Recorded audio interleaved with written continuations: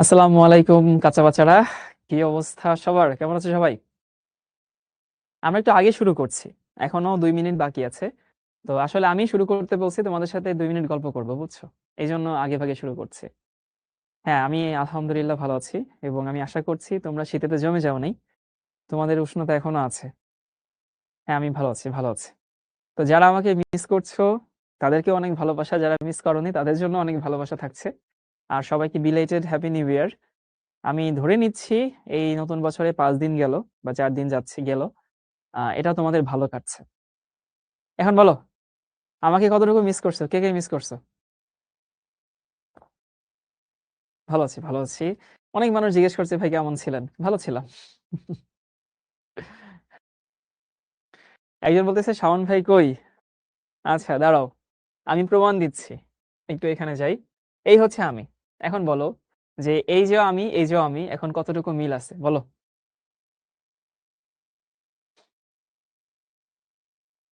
কালকে থেকে আমার পরীক্ষা। আচ্ছা, হ্যাঁ, তোমাদের অনেকেরই হাফ ইয়ারলি পরীক্ষা সামনে। পরীক্ষার জন্য অনেক অনেক দোয়া থাকলো। আমার এই ছবির সাথে আমার চেহারার মিল আছে না? রেকগনাইজ করা যায় যে এটা আমি, নাকি মনে হচ্ছে অন্য কেউ আসছে ক্লাসে? যেটা হয়েছে ধরো, এই যে আমি এখন শিকড় হুডিটা পরে আছি, এটা কিন্তু এক্সেল সাইজের, বুঝছো? তো আমি গত বছরের আগ পর্যন্ত এক্সেল সাইজ পরতাম। আর এখন আমি যেটা এই শিখর থেকে এবার জ্যাকেট দিছে আমাকে, সেই জ্যাকেটটা আমি এম সাইজের নিচ্ছি। তো এই যে বলে না, পুরাতন বছরে এই নতুন বছরে তোমার আসলে পরিবর্তনটা কি? আমার পরিবর্তন হচ্ছে আমার জামা কাপড়ের সাইজ এক্সেল থেকে এখন এম এ নেমে আসছে।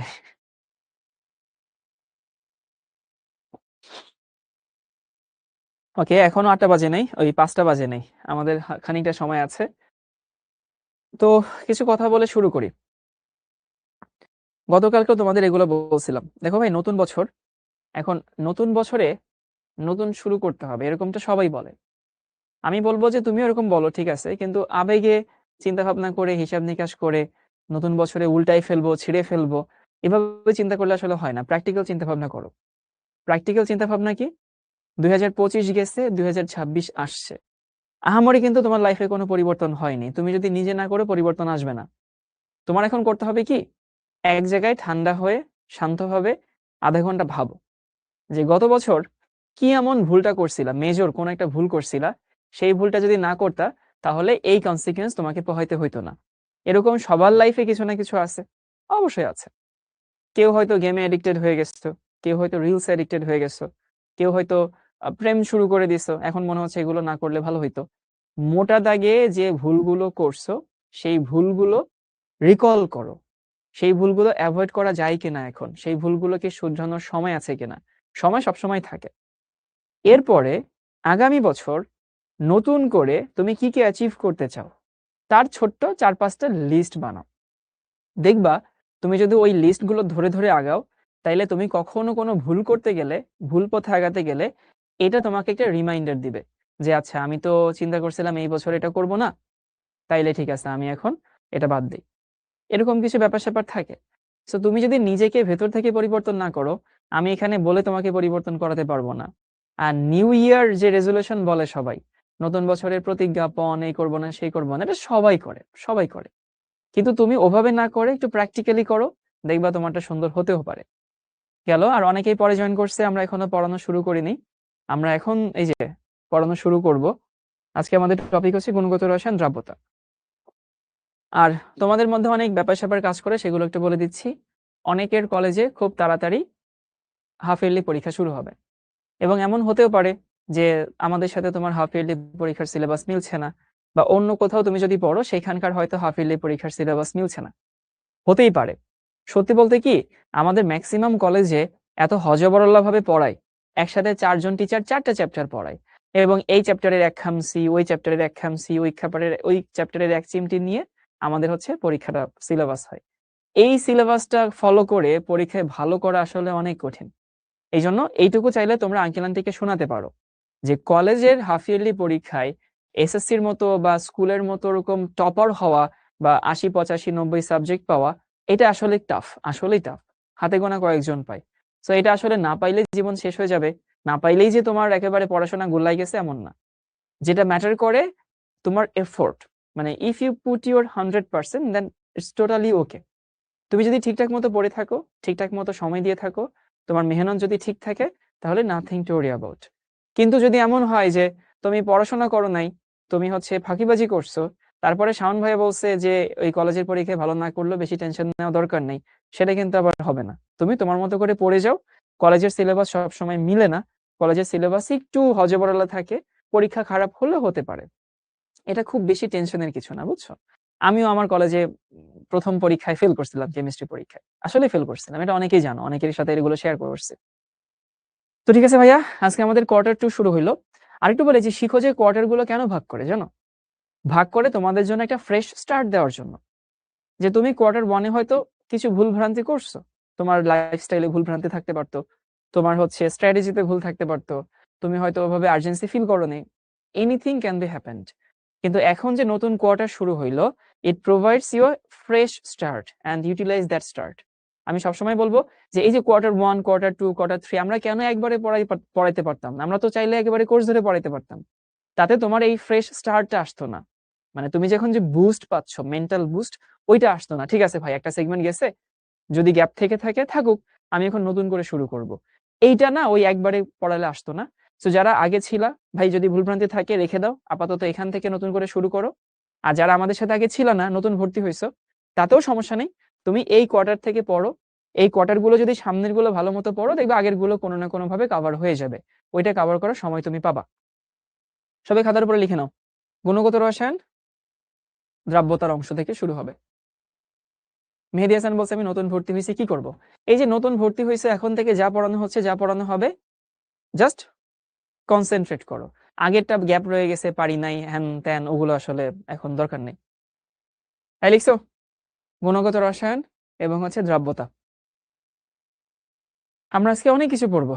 এই যে বিশাল একটা লিস্ট আছে, বাট এই টু ডু লিস্ট পরে দেখি, আমরা সরাসরি চলে যাই এখানে। সবাই খাতার উপরে লিখে নাও যে এসো কিছু বেসিক শিখি।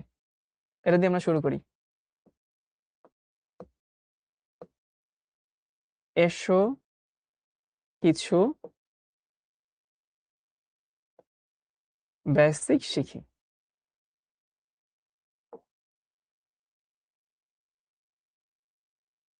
দ্রাব্যতা পড়তে গেলে তোমাকে ভাই এই জিনিস জানতে হবে, দ্রবণ।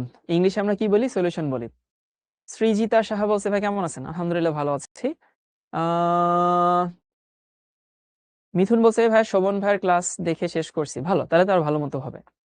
নোট কিভাবে করবো? আমি এখানে যা যা পড়াচ্ছি সবই তুমি নোট করবা। যদি পার্টিকুলার কিছু থাকে নোট করতে হবে না, আমি বলে দিব নোট কিভাবে করবা আর কি। আমার সাথে সাথে আগাও। এই যে এখানে যেটুকু লেখা আছে এটুকু লিখে ফেলো, তাইলেই তো হয়ে গেল নোট করা। আমাকে বলছে দ্রবণ জিনিসটা কি? দ্রবণ হচ্ছে তুমি যে শরবত খাও, this is one kind of solution. তুমি যে কি বলে, তুমি যে হচ্ছে দুধের সাথে চিনি মিশিয়ে খাও, এটা ওয়ান কাইন্ড অফ সলিউশন। খাবারের সাথে লবণ মেশাইলে this is another kind of solution. তো আমার কথা হচ্ছে দ্রবণ হচ্ছে 2 বা ততোধিক কঠিন তরল বা গ্যাসীয় পদার্থের সমসত্ব মিশ্রণ। সো আমি এই ডেফিনেশনের কয়েকটা টার্মিনোলজি আলাদা করব। সমসত্ব মিশ্রণ, এই তোমরা কি জানো সমসত্ব মিশ্রণ কাকে বলে? তৌমি বলছে ভাই আপনার নাম কি? ওরে বাপরে বাপ, ও আমার নামই জানে না। 2 বা ততোধিক কঠিন হইতে পারে, মানে লিকুইড হইতে পারে, ইভেন গ্যাসিয়াস হইতে পারে, সমসত্ব মিশ্রণ। In English we call it homogeneous mixture. সমসত্ব মিশ্রণ মানে হচ্ছে তুমি সব জায়গায় ওদের ডেনসিটি সমান থাকবে। এই তুমি যদি পানির সাথে চিনি মেশাও, সবখানে চিনির ডেনসিটি সমান থাকে না? থাকে তো। এটা একটা সমসত্ব মিশ্রণ। কিন্তু তুমি যদি বালির সাথে চিনি মেশাও, বালির সাথে চিনি মেশালেও কিন্তু একটা মিশ্রণ থাকে, কিন্তু সবখানে তো আসলে চিনি বালির ঘনত্ব সমান থাকে না।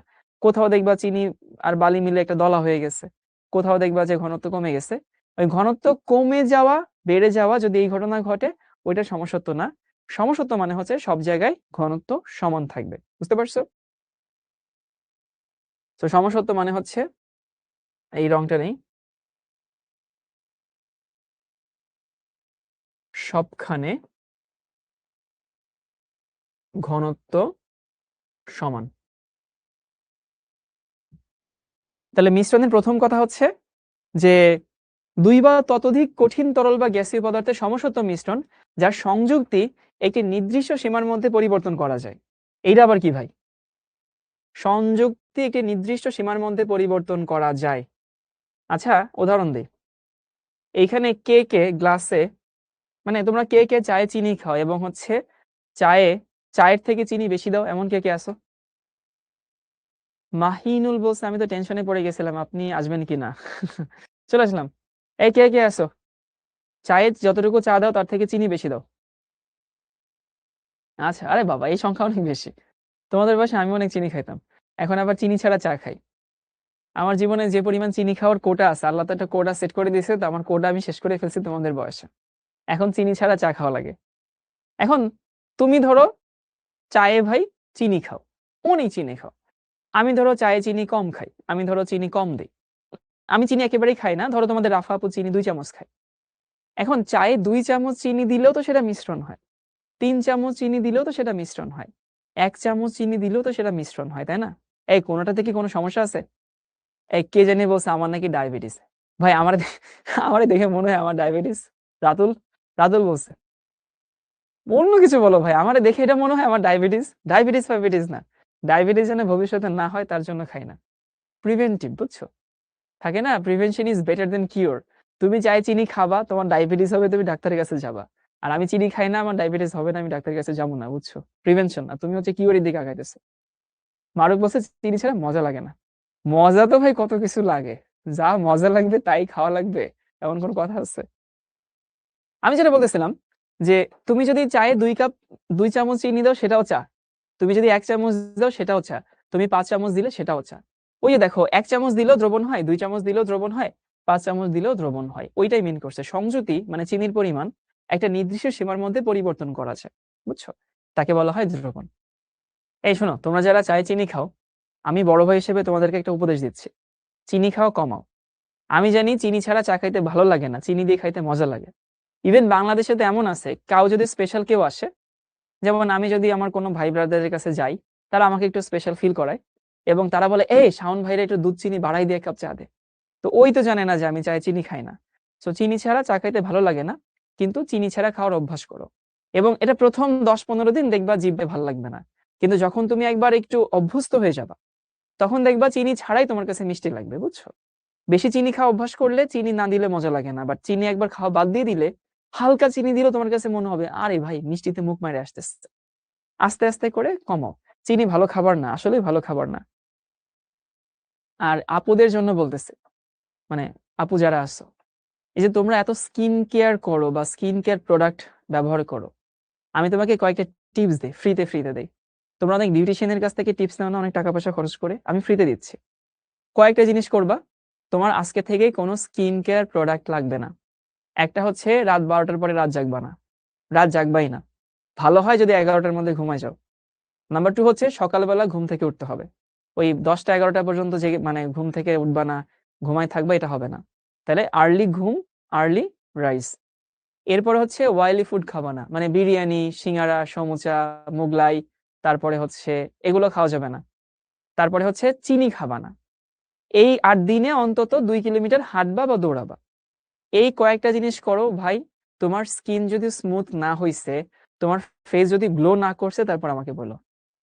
ফ্রিতে বলে দিলাম, তোমার কোনো স্কিন কেয়ার প্রোডাক্ট লাগবে না, কোনো সিরাম লাগবে না, কোনো ফাউন্ডেশন লাগবে না, কোনো ওই বিউটি সোপ লাগবে না, কিচ্ছু লাগবে না। জাস্ট আমার কথাগুলো শোনো, হেলদি খাবার খাবা, আর্লি ঘুমাবা, আর্লি ঘুম থেকে উঠবা, আর একটু অ্যাক্টিভ থাকবা, জাস্ট হালকা একটু অ্যাক্টিভ থাকলেই হতেছে, চিনি খাওয়া বাদ দিতে হবে। তো আমরা যেখানে ছিলাম, যে স্কিন কেয়ার বলতেছি, দ্রবণ কি? দ্রবণ হচ্ছে 2 বা ততোধিক কঠিন হইতে পারে, তরল হইতে পারে গ্যাসীয় পদার্থের সমসত্ব মিশ্রণ। সমসত্ব মিশ্রণ মানে হচ্ছে যে ভাই ছেলেদের জন্য কিছু বলে না, ছেলেদের মুখ কে দেখে রে ভাই? ছেলেদের মুখ ওই ফর্সা হইলেও বা কি কালা হইলে বা কি, ছেলেদের জন্য কিছু লাগবে না। ক্যারিয়ার ভালো বানাও। 2 বা ততোধিক কঠিন তরল বা গ্যাসীয় পদার্থের সমসত্ব মিশ্রণ। সমসত্ব মিশ্রণ মানে হচ্ছে সবখানে ওদের ডেনসিটি সমান থাকবে এবং যার সংযুতি একটা নির্দিষ্ট সীমার মধ্যে পরিবর্তন করা যায়। এমন না যে চায়ের মধ্যে তুমি 10 চামচ চিনি দিলে তো হবে না।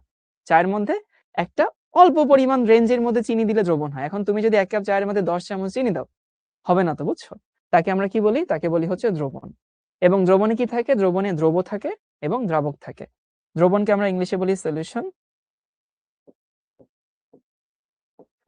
এই ছেলেরা বলতেছে আমি নাকি ওদের অপমান করছি। ভাই তুমি প্র্যাকটিক্যালিটিকে কিভাবে অ্যাভয়েড করবা? ধরো কোন জায়গায় বিয়ে হইতেছে, ওকে, এখন বিয়ে বাড়িতে যদি এমন হয় যে মেয়েকে নিয়ে যদি কেউ কমপ্লিমেন্ট দেয় বা বদনাম বলে, সেখানে কি মেয়ে কোন জব করে, মেয়ের কতগুলো ডিগ্রি আছে বাংলাদেশে, এগুলো নিয়ে মানুষ কথা বলে? ম্যাক্সিমাম ক্ষেত্রে দেখবা বউটা অনেক সুন্দর বা বউটা সুন্দর না, এগুলো নিয়ে মানুষ কথা বলে। আর ছেলের ক্ষেত্রে যদি বলা হয়, ছেলের ক্ষেত্রে কি বলে? ছেলেটা কিন্তু সুন্দর আছে, ছেলেটা কিন্তু ফর্সা আছে, ছেলেটা কিন্তু ফিট আছে, এগুলো বলে না, বলে ছেলে কি করে। সো যে ক্ষেত্রে যেটা ম্যাটার করে সেই ক্ষেত্রে সেটা তুমি কাজে লাগাও, সমস্যা কি? তো আমাদের এখানে কি আছে? দ্রবণ আছে। দ্রবণে কি কি থাকে? দ্রবণে দ্রাবক থাকে। দ্রাবককে আমরা ইংলিশে কি বলি? সলভেন্ট বলি, তাই না? আর দ্রবকে আমরা কি বলি? দ্রবকে আমরা বলি হইতেছে সলিড। তাহলে সলভেন্ট আর সলিড মিলে কি হয়? সলিউশন তৈরি হয়। তুমি যখন চিনির পানি বানাবা তখন হচ্ছে যে শরবত তৈরি হয় সেটা হচ্ছে দ্রবণ, দ্রাবক হচ্ছে পানি, আর দ্রব হচ্ছে চিনি। আর এটা কিন্তু দ্রব্য না, দ্রব্য এক জিনিস আর দ্রব্য ভিন্ন জিনিস। দ্রব্য হচ্ছে গুডস, বাজার থেকে যেগুলো তুমি কিনো, আর দ্রব্য হচ্ছে যেটাকে তুমি পানির সাথে মেশাবা। তাহলে সবাই কি এইটুকু ফিল করতে পারছি? দ্রবণ হচ্ছে কঠিন তরল বা গ্যাসীয় পদার্থের একটা সমসত্ব মিশ্রণ, যে মিশ্রণে এদের সংযুতি একটা সীমার মধ্যে পরিবর্তন করা যায়। কি বললাম? কঠিন তরল বা গ্যাসীয় পদার্থের একটা মিশ্রণ যেটা সমসত্ব হবে এবং যাদের সংযুতি একটা নির্দিষ্ট সীমার মধ্যে পরিবর্তন করা যাবে। Is it clear? সবাই কি বুঝছি? ক্লিয়ার ভাইয়া? রাইসা বলছে ক্লিয়ার, মাহফুজ বলছে ক্লিয়ার, তারপরে হচ্ছে মাসুমা বলছে ক্লিয়ার, আবির সালাম দিচ্ছে ওয়ালাইকুম আসসালাম, মুসলিম মিয়া, তারপরে হচ্ছে ওকে মাশাআল্লাহ রাবিনা। এবার আসি দ্রবণের উদাহরণ। দেখো বায়ু একটা দ্রবণ, বায়ুর মধ্যে কি আছে? ধুলাবালি আছে, জলীয় বাষ্প আছে, কার্বন ডাই অক্সাইড আছে, অনেক কিছু আছে, সুতরাং এটা একটা দ্রবণ। সোডিয়াম ক্লোরাইডের জলীয় দ্রবণ, মানে পানির সঙ্গে তুমি যদি লবণ মেশাও, এটা একটা দ্রবণ। আবার শরবত, এই যে এতক্ষণ ধরে যে শরবত নিয়ে পক করলাম, শরবতও কিন্তু একটা দ্রবণ। উদাহরণগুলো লিখে নাও, ছবি আঁকতে হবে না, শুধু উদাহরণগুলো লিখে নাও।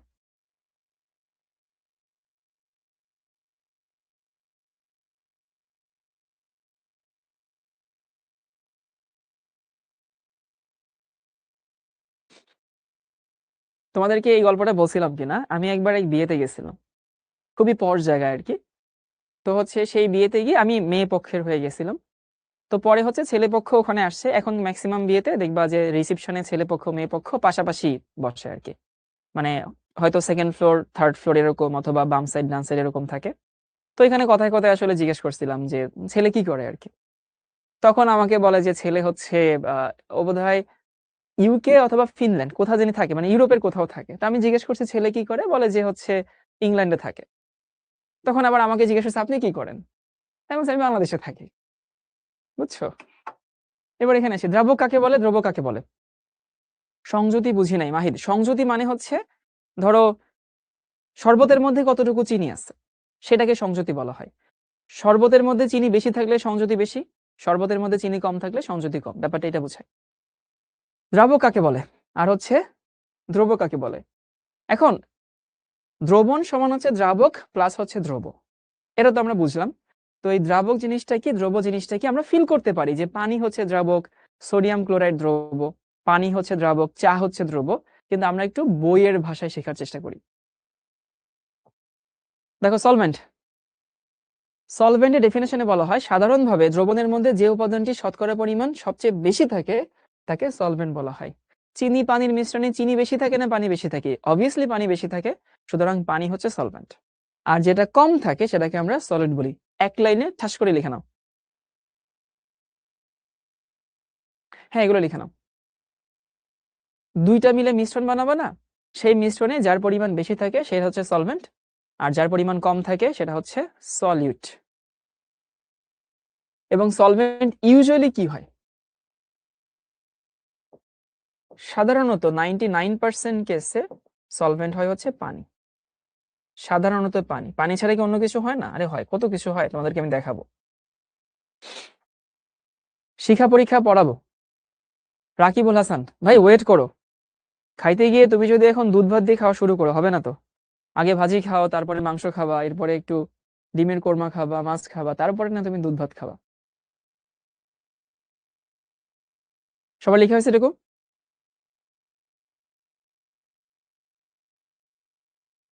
তাইলে আমরা দেখলাম দ্রাবক হচ্ছে মিশ্রণে যার পরিমাণ বেশি থাকে সেটা হচ্ছে দ্রাবক, যার পরিমাণ কম থাকে সে হচ্ছে দ্রবক।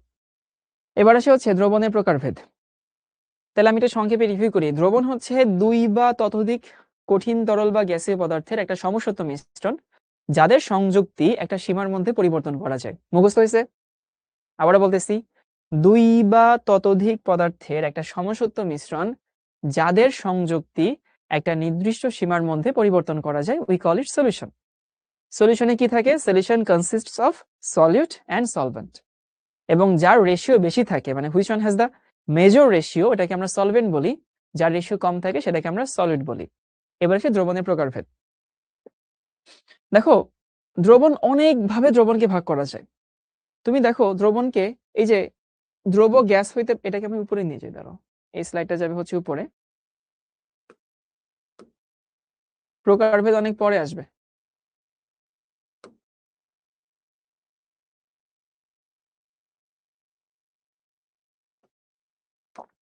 এই স্লাইডটা লিখতে হবে না কারো, এই স্লাইডটা হচ্ছে তোমাদের বিবেকরে বোঝানোর জন্য হচ্ছে আমি এটা দিছি। তোমাদের মাথায় এরকম একটা ধারণা আছে কিনা যে দ্রবণ হইতে গেলে পানির মধ্যে কিছু একটা মেশাইতে হবে? এই ধারণা কার কার মাথায় আছে?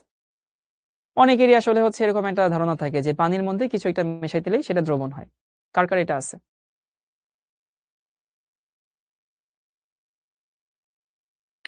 আচ্ছা, আমি জারিফ বলছে আমার, তারপরে হচ্ছে অনেকেরই আছে। এটা কখনো পরীক্ষায় আসবে না, তোমাকে আমি যেটা বলতেছি, কিন্তু মনে রাখবা তোমরা যেটা ধারণা করো সেটা হচ্ছে এইটা। তোমরা মনে করো দ্রবণ যদি হইতে হয়, আমি একটু রংটা চেঞ্জ করে নেই, তাহলে দ্রব হইতে হবে কঠিন, এই যে দ্রব হইতে হবে কঠিন, আর দ্রাবক হইতে হবে তরল। তোমরা যেটা মনে করো সেটা হচ্ছে শুধু এটা, এবং আসলে এইটার সংখ্যাটাই বেশি। মানে দ্রবণ যদি বলি, আমাদের আশেপাশে যত দ্রবণ আছে তার মধ্যে এটাই বেশি দেখা যায়। এবং তুমি সামনে যা পড়াশোনা করবা, আগামী ক্লাসে তোমাকে আমি যত পড়াবো দেখবা সবই হচ্ছে এটার উদাহরণই দেখাবো। কিন্তু তার ছাড়াও এরকম হাজার হাজার না, অনেক টাইপের দ্রবণ হয়। যেমন গ্যাসের সাথে গ্যাস হইতে পারে, পরস্পরের সঙ্গে বিক্রিয়া করে না এরূপ দুই বা ততোধিক গ্যাসের মিশ্রণ, যেমন বায়ুর সাথে হাইড্রোজেন হিলিয়াম এগুলো থাকে। তাহলে বায়ু হচ্ছে দ্রাবক, হাইড্রোজেন হিলিয়াম হচ্ছে দ্রব, লিখবা না এগুলা। গ্যাসের সাথে তরলের হয়, এই গ্যাসের সাথে তরলের হয়, উদাহরণ কি বলতো? কোকা কোলা খাও না, পেপসি খাও না?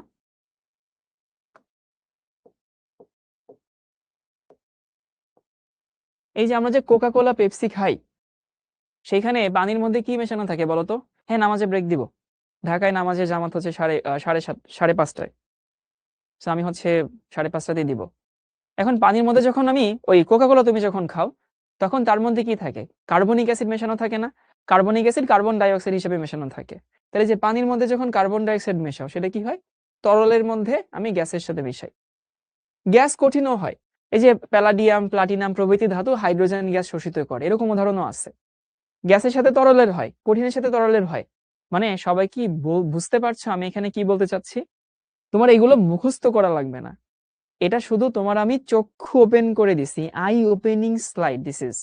যে দ্রবণ মানেই যে তরল হবে আর ওই সলিড হবে এমন কোনো কথা নাই। দ্রবণ মানে গ্যাস গ্যাস হইতে পারে, গ্যাস তরল হইতে পারে, তরল গ্যাস হইতে পারে, কঠিন তরল হইতে পারে, তরল কঠিন হইতে পারে, যে কোনো কিছু হতেই পারে। ঠিক আছে, এইটুকু বোঝানোর জন্য এতগুলো উদাহরণ তোমাদের জন্য নিয়ে আসছে। ওকে, এবার আসি দ্রবণের প্রকারভেদ। এই প্রকারভেদ না, লিখানো জলীয় দ্রবণ। যে দ্রবণে দ্রাবক পানি হিসেবে থাকে সেটাকে আমরা বলি জলীয় দ্রবণ, এবং এটাই হচ্ছে আমাদের পড়াশোনা।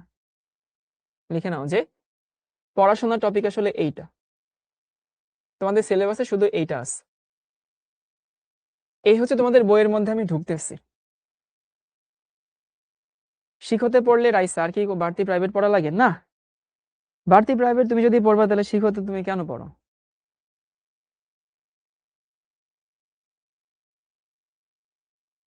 তাহলে বুঝতে পারছো, জলীয় দ্রবণ নিয়ে তুমি পড়বা, বাট জলীয় দ্রবণের বাহিরে আরো অনেক টাইপের দ্রবণ আছে, সেগুলো নিয়ে আমাদের পড়াশোনা নাই। এই জন্য তোমাকে ওই স্লাইডটা তুলতে আমি না করছি। ওগুলো তোমাকে শুধু বলে রাখলাম। কেন বলে রাখলাম? তুমি কিছুদিন পরে সেকেন্ড ইয়ারে যাবে না, তোমার আশেপাশে দেখবা অনেক ফার্স্ট ইয়ারের কাছে বাচ্চা উঠবে, যখন ওই এইচএসসি 28 ব্যাচ আসবে, তখন ও হয়তো কোথাও থেকে কিছু একটা শুনে আসলো, শুনে তোমারে বলবে ভাইয়া এটা কেমন হবে একটু বলেন তো, ওইটা কেমন হবে একটু বলেন তো। তখন যদি তুমি না পারো, মান সম্মানের ব্যাপার না? এই জন্য দেখবে মান সম্মান রাখার জন্য বইতে যা আছে যেটুকু পড়তে হয় সেগুলো তো পড়তেই হবে, তার বাইরে হালকা কিছু জিনিসপত্র জানতে হয়, যেন ওই পোলাপানের কাছে তোমার মান সম্মানটা থাকে। এবং সেখানে তুমি যদি একটু কনফিডেন্টলি আনসার ফানসার দাও, দেখবা যে গর্বে তোমার বুক ফুলে উঠবে, আরে বাবা ঠিক আছে, ভাইয়া তো অনেক পারে, ভাইয়া তো অনেক ব্রিলিয়ান্ট। তাইলে আমি এতক্ষণ ধরে যা পড়াইছি সংক্ষেপে যদি রিভিউ করে দিই তাহলে এরকম দাঁড়ায়। বলছিলাম দ্রবণ কাকে বলে? দ্রবণ হচ্ছে দুই বা ততোধিক কঠিন তরল বা গ্যাসীয় পদার্থের একটা সমসত্ব মিশ্রণ, যে মিশ্রণে এদের সংযুক্তি একটা সীমার মধ্যে পরিবর্তন করা যায়। চায়ে 2 চামচ চিনি দিলেও হয়, 1 চামচ চিনি দিলেও দ্রবণ হয়, তাকে আমরা কি বলি? দ্রবণ বলি। গেল এটুকু। দ্রবণ কি মিলে তৈরি হয়? দ্রাবক এবং দ্রব মিলে তৈরি হয়। দ্রাবক কোনটা? যার রেশিও বেশি থাকে সেটাকে আমরা দ্রাবক বলি। দ্রব কোনটা? যার রেশিও কম থাকে তাকে আমরা দ্রব বলি। গেল এটুকু। এরপরে হচ্ছে দ্রবণ হইতে গেলে আমরা যেটা সবসময় মাথায় কাজ করে যে তরল হবে দ্রাবক আর কঠিন হবে দ্রব, এর বাইরেও অনেক টাইপের হতে পারে। যেমন তরল কঠিন হয়, তরল তরল হয়, পানির সাথে দুধ মেশাইলে এটা হয়, তরল গ্যাস হয়, গ্যাস কঠিন হয়, কত রকমের হয়, বাট আমরা নর্মালি এটা নিয়ে পড়ি। এখন এর মধ্যে জলীয় দ্রবণ কোনটাকে বলি আমরা? যখন দ্রাবক হবে পানি, শুধু তরল না, দ্রাবক পানি হইতে হবে, তাকে বলা হয় হচ্ছে জলীয় দ্রবণ। এবং তোমরা কি এরকম একটা টার্মিনোলজি শুনছো? পানিকে ইউনিভার্সাল সলভেন্ট বলে। শুনছি এটা?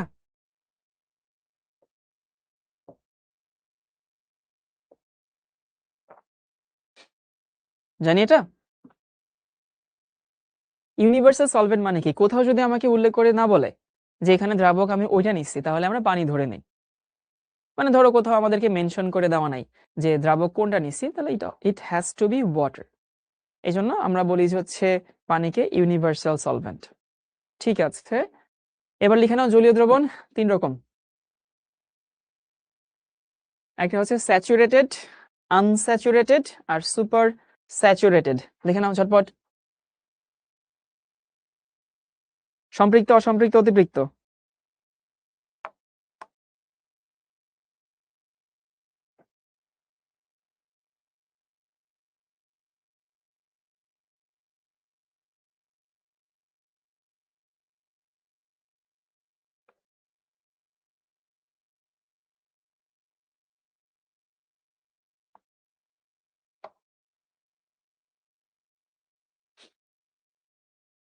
সম্পৃক্ত, অসম্পৃক্ত এবং হচ্ছে অতিপৃক্ত। এই স্লাইডটা আমরা পরে বোঝাবো, আমরা একটা ব্রেক নিচ্ছি। এখন আমার ঘড়িতে বাজে হচ্ছে 5টা 27। আমরা ইনশাল্লাহ 5টা 38-এ চলে আসবো।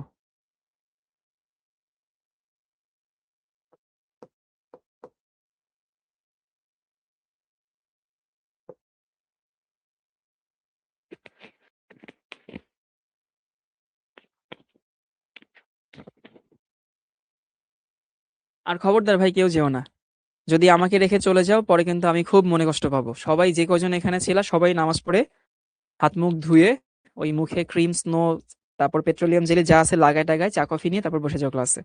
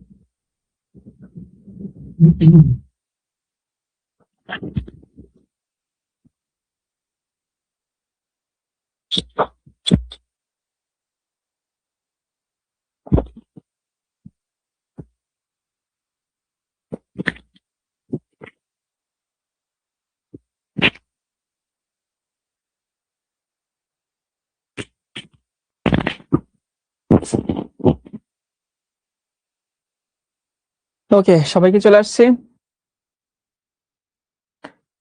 সবাই চলে আসছে না? সবাই এখনো আসে নাই। আমি তো উপস্থিতি সবাইকে দেখতে পাচ্ছি না। Welcome back, thank you.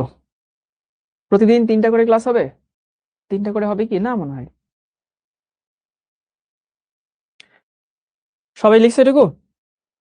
যে হচ্ছে জলীয় দ্রবণ 3 রকমের হয়: সম্পৃক্ত, অসম্পৃক্ত এবং অতিপৃক্ত। স্যাচুরেটেড, আনস্যাচুরেটেড এবং হচ্ছে সুপার স্যাচুরেটেড।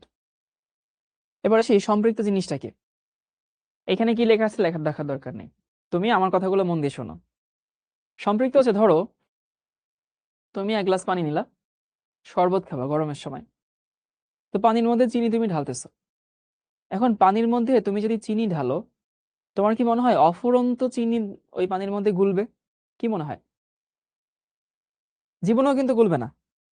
ওই যে পরিমাণ পানি আছে সেই পানির কিন্তু একটা ক্যাপাসিটি আছে, একটা ধারণ ক্ষমতা আছে। এটুকু লিখতে হবে না, কোনটুকু লিখতে হবে আমি বলতেছি। তাহলে আমার কথা হচ্ছে, কোন একটা পানির মধ্যে আমি কোন একটা দ্রব্য মেশাবো, তার obviously it has a capacity.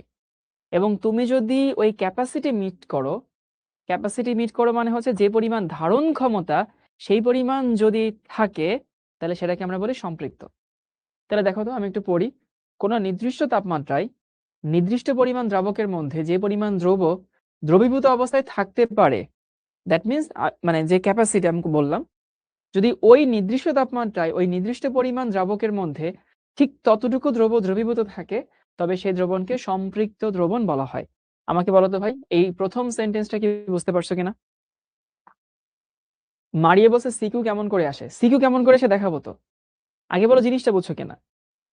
যে পরিমাণ ধারণ করতে পারে, দ্রাবকে যে পরিমাণ ধারণ করতে পারে, যদি সেই পরিমাণ থাকে, তাহলে সেটাকে বলা হয় সম্পৃক্ত দ্রবণ। তাহলে আমি আমার মতো করে লিখে দিই,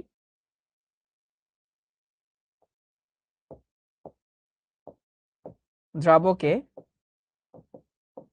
যে পরিমাণ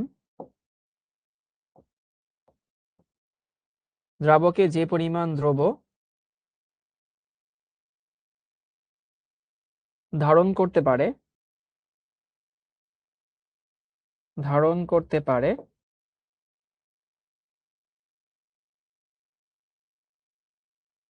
সেই পরিমাণ থাকবে।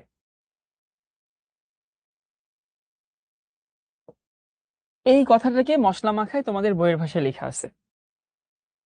কি বললাম ভাই? দ্রাবকে যে পরিমাণ দ্রব্য ধারণ করতে পারে, যদি সেই পরিমাণ দ্রব্য থাকে, তাহলে সেটাকে বলা হয় সম্পৃক্ত দ্রবণ। আর তাপমাত্রা আমরা কেন উল্লেখ করে বলছি? কারণ তাপমাত্রা পরিবর্তন করলে এই ধারণ ক্ষমতা পরিবর্তন হয়, এই জন্য নির্দিষ্ট তাপমাত্রা বা স্থির তাপমাত্রা, এই জিনিসটা হচ্ছে আমরা বুঝাইছি। সবাইকে এবার বুঝতে পারছো?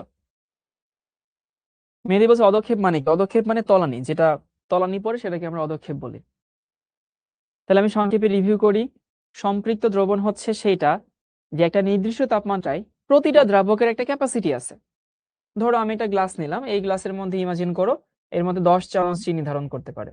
গ্লাসের মধ্যে পানি নিচ্ছে, এখন এখানে 10 চামচ চিনি ধারণ করতে পারে। যদি 10 চামচ থাকে সেটাকে বলা হয় সম্পৃক্ত, যদি কম থাকে তাহলে সেটা সম্পৃক্ত হবে না। ক্লিয়ার এটা? তাহলে আবারও বলি, যে পরিমাণ ধারণ করতে পারে যদি সেই পরিমাণ থাকে, সেটাকে বলা হয় সম্পৃক্ত দ্রবণ। এরপরে কি বলছে? সম্পৃক্ত দ্রবণে অতিরিক্ত দ্রব্য যোগ করলে দ্রব্য অপরিবর্তিত অবস্থায় থেকে যায়। মানে অপরিবর্তিত অবস্থায় থেকে যায় মানে কি? তুমি যখনই নতুন দ্রব্য দিবা, সেটা অপরিবর্তিত অবস্থায় নিচে অদক্ষেপ পড়বে, নিচে তলানি পড়বে, সেটা পানির সাথে মিশবে না। ওই পানির সাথে মিশবে না, এটাই আমরা বলছি যেটা অপরিবর্তিত অবস্থায় থেকে যায়। ক্লিয়ার এটা? তাপমাত্রা বাড়ালে কমালে কি হয় সেটা পরে দেখবো। আপাতত এখানে যেটুকু আছে সেইটুকু সবাই বুঝলেই হবে। তাসনিয়া বলছে তাপমাত্রা বেড়ে গেলে তো যে যত চিনি দিব ততই গলবে। হ্যাঁ, এই জন্য আমরা বলতেছি যে তাপমাত্রা স্থির রেখে যে ক্যাপাসিটি আছে সেই ক্যাপাসিটি যদি আমি মেনটেন করি, সেই ক্যাপাসিটি পরিমাণ যদি দ্রব্য মেশাই, তাহলে সেটাকে বলা হয় হচ্ছে সম্পৃক্ত দ্রবণ। মানে তুমি যদি 3 প্লেট ভাত খেতে পারো, তোমাকে যদি আমি 3 প্লেট ভাত খাওয়াই, তাহলে সম্পৃক্ত খাওয়ান খাইছো আর কি, ব্যাপারটা এমন দাঁড়ায়।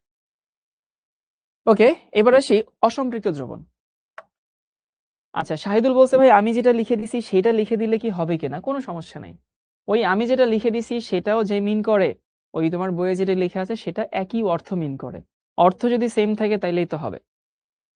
এবারে সেটা অসম্পৃক্ত মানে কি? যে পরিমাণ ধারণ করতে পারে তার থেকে যদি কম থাকে। পানসে শরবত, বুঝতে পারছো? পানির মধ্যে চিনি কম দিলে পানসে হয়ে যায় না? আমাদের এলাকায় পানসে বলে ফাইনসে। এই ফাইনসে শরবতই হইতেছে অসম্পৃক্ত দ্রবণ। যে কোনো নির্দিষ্ট তাপমাত্রায় দ্রবণে আরো অতিরিক্ত দ্রব্য যোগ করলে যদি দ্রবীভূত হয়ে যায়, তবে সেই দ্রবণকে অসম্পৃক্ত দ্রবণ বলে। খেয়াল করো, সম্পৃক্ত মানে আর নতুন করে দ্রবীভূত হয় না। আর অসম্পৃক্ত মানে এখনো ক্যাপাসিটি বাকি আছে, এখনো নতুন করে সে দ্রব্য নিচ্ছে। এটাকে যদি আমি আমার ভাষায় লিখে দেই তাহলে এরকম দাঁড়ায়,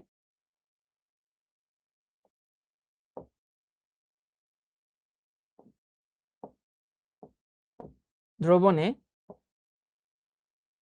যে পরিমাণ দ্রব্য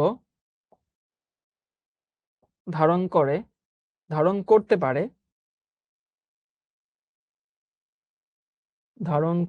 পারে তার থেকে কম থাকবে। খুবই সহজ কনসেপ্ট।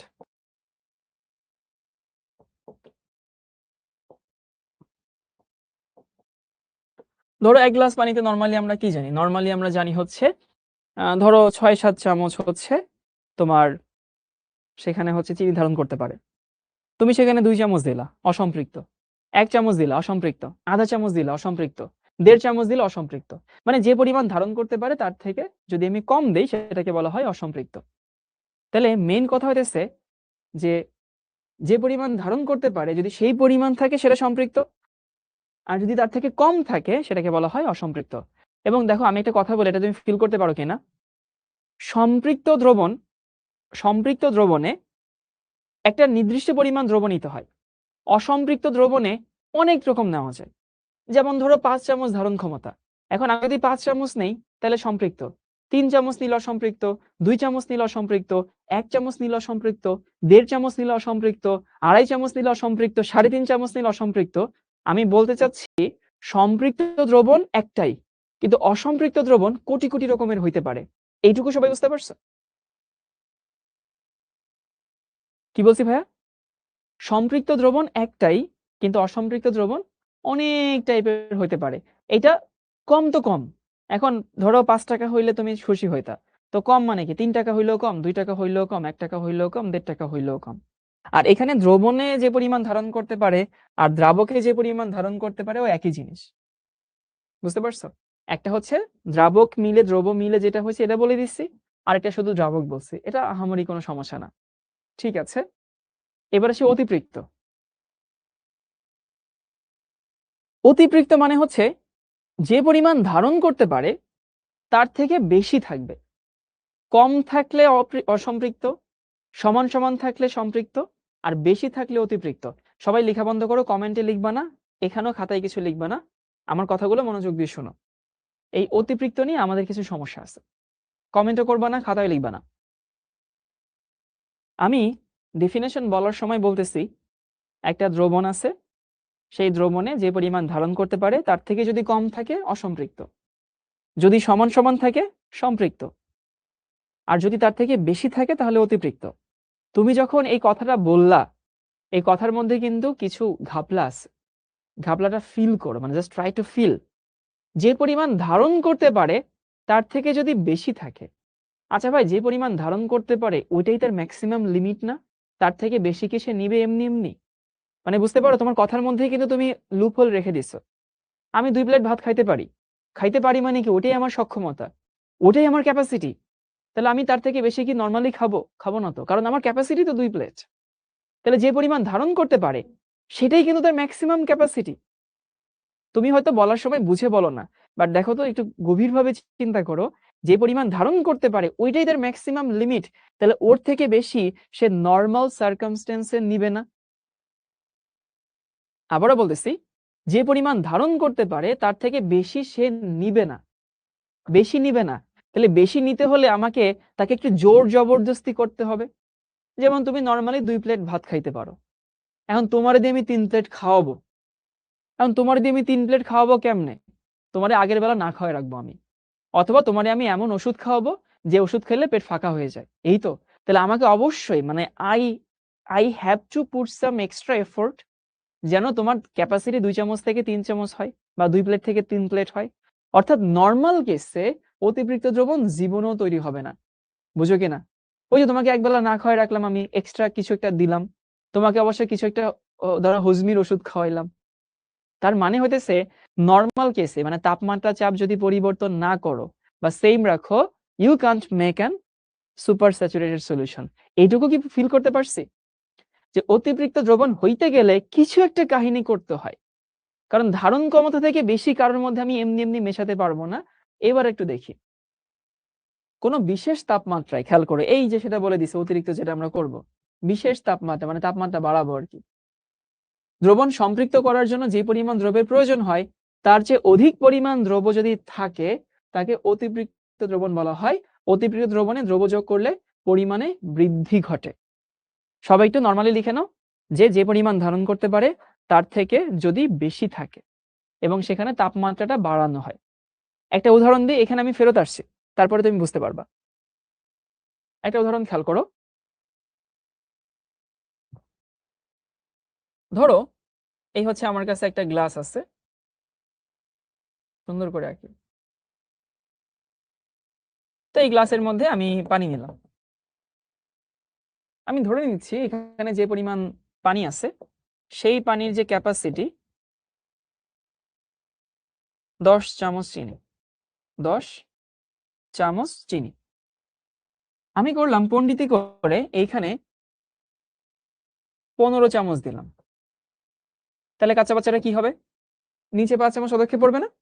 পড়বে তো। আমি যদি 15 চামচ দেই তাহলে এখানে নিচে 5 চামচ পদক্ষেপ পড়বে। তো ধরলাম এই যে 5 চামচ পাতের নিচে পদক্ষেপ পড়লো।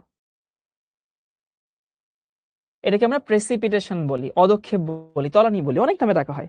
আমার কোয়েশ্চেন হচ্ছে এই দ্রবণটা এখন কি সম্পৃক্ত নাকি অতিপৃক্ত নাকি অসম্পৃক্ত? এই অবস্থায় প্রশ্ন হচ্ছে এই অবস্থায় এই দ্রবণটা কি সম্পৃক্ত নাকি অতিপৃক্ত? ওকে, তোমাদের অনেকেরই মনে, যেমন গালিয়া বলছে অতিপৃক্ত, মাসুমা বলছে অতিপৃক্ত, আহমাদুল বলছে অতিপৃক্ত। আচ্ছা ঠিক আছে, এই যে তোমরা অনেকেই ভুল কনসেপ্ট নিয়ে আসো, মনে রাখবা এই দ্রবণটা স্টিল সম্পৃক্ত।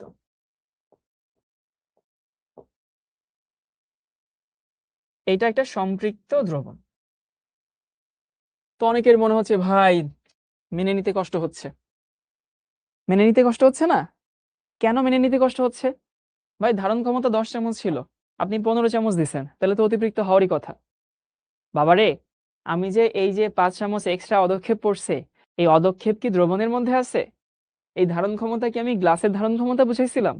আমি কিন্তু গ্লাসের ধারণ ক্ষমতা বুঝাই নাই, আমি বুঝাইছিলাম এই পানির ধারণ ক্ষমতা বা দ্রাবকের ধারণ ক্ষমতা বা দ্রবণের ধারণ ক্ষমতা বুঝাইছিলাম। দ্রবণের ধারণ ক্ষমতা 10 চামচ, দ্রবণ ধারণ করতেছেও 10 চামচ, দ্রবণের মধ্যে 10 চামচের বেশি নাই। এই অদক্ষেপ তো দ্রবণের অংশ না, বুঝতে পারো? তো তুমি যদি এখানে 100 চামচও দাও দ্রবণে 10 চামচই থাকবে। সো এটা আসলে সম্পৃক্ত দ্রবণ হবে। এবার কি বুঝতে পারছি? ক্লিয়ার সবাই? যে আমি যদি কোনো একটা দ্রবণে অতিরিক্ত দ্রব্য যোগ করি, দ্রবণে তো পরিবর্তন হচ্ছে না আনলেস এন্ড আনটিল আমি তাপমাত্রা আর চাপ যদি পরিবর্তন না করি। তো এখানে তোমাদেরকে বলতেছিলাম যে তুমি 2 প্লেট খাইতে পারো, তোমাকে 3 প্লেট খাওয়াইতে হলে আমাকে আগে থেকে না খাওয়াই রাখতে হবে তোমাকে, অথবা তোমাকে হজমের ওষুধ খাওয়াইতে হবে। আমি তো এখানে ওষুধ খাওয়াই নেই, আমি এখানে তাপমাত্রা পরিবর্তন করি নেই, আমি এখানে চাপও পরিবর্তন করি নেই, মানে still this solution remains a saturated solution.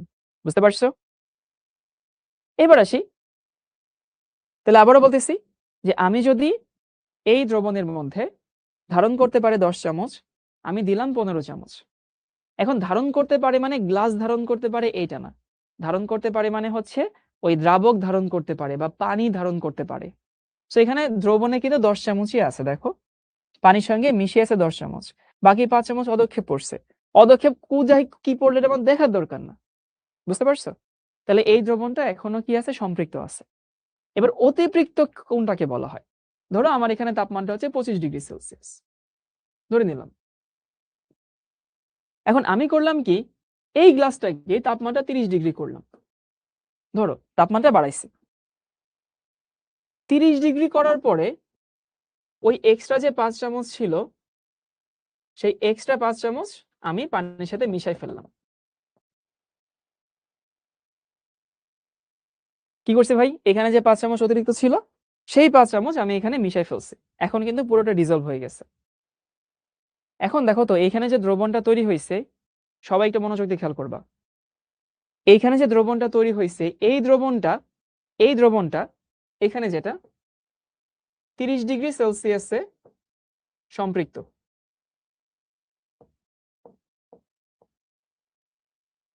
কিন্তু 25 ডিগ্রি সেলসিয়াসের সাপেক্ষে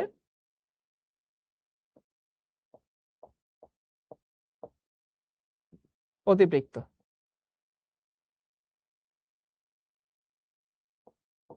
সবাইকে এবার বুঝতে পারছি?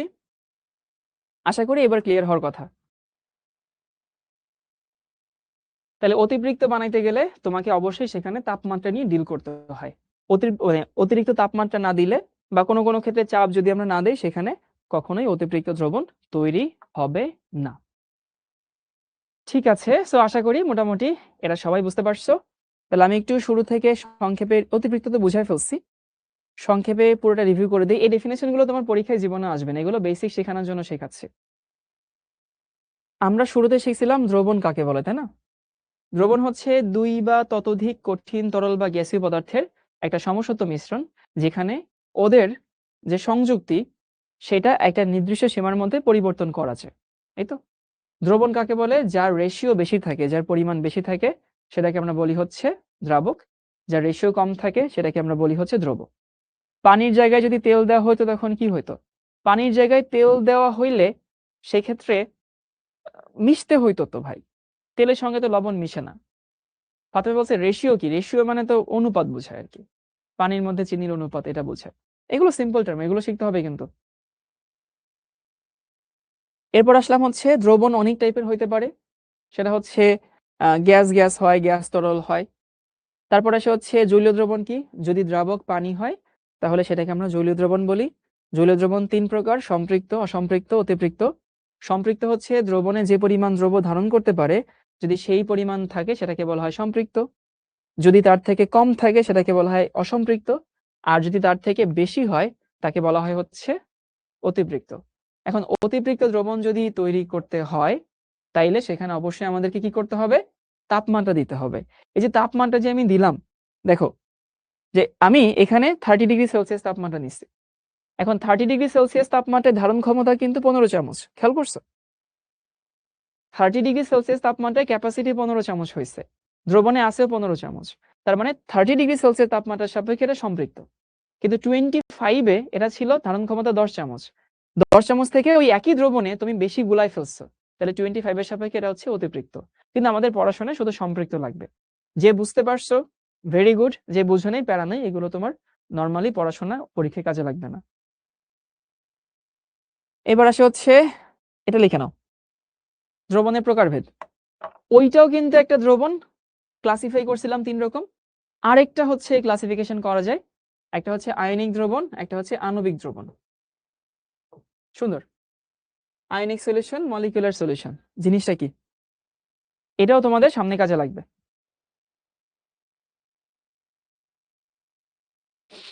আচ্ছা, তোমার কি মনে হয় যে হচ্ছে, এটা উদাহরণ দেখাই, সোডিয়াম ক্লোরাইডকে যখন পানিতে মিশাই NaCl, তখন কি হয় ভাইয়া? সোডিয়াম প্লাস আর হচ্ছে Cl মাইনাস আয়নে ভাগ হয়ে যায় না? বুঝছো তারা? যখন তুমি সোডিয়াম ক্লোরাইডকে পানিতে মেশাবা তখন সোডিয়াম আয়নে ভাগ হয়, ক্লোরিন আয়নে ভাগ হয় হয়তো, এবং তারপরে তারা হচ্ছে পানিতে মিশে। আমি আরেকটা অণু নিলাম, চিনি, C12H22O11। তুমি যখন এটাকে পানিতে নিবা, এখানে কি আয়নে ভাগ হয়? কি মনে হয়? ইমান বলছে এগুলো বইয়ে পাচ্ছে না। ভাই বইয়ের পড়া এখনো শুরু করিনি, বেসিক শেখাচ্ছে। সব বইতে সবকিছু থাকবে না, যা পড়াচ্ছি তোমার কাজে না লাগলে আমি কষ্ট করে পড়াইতাম না, এটুকু বিশ্বাস রাখো। এটা কি পানিতে আয়নিত হয় না? এটা পানিতে আয়নিত হয় না।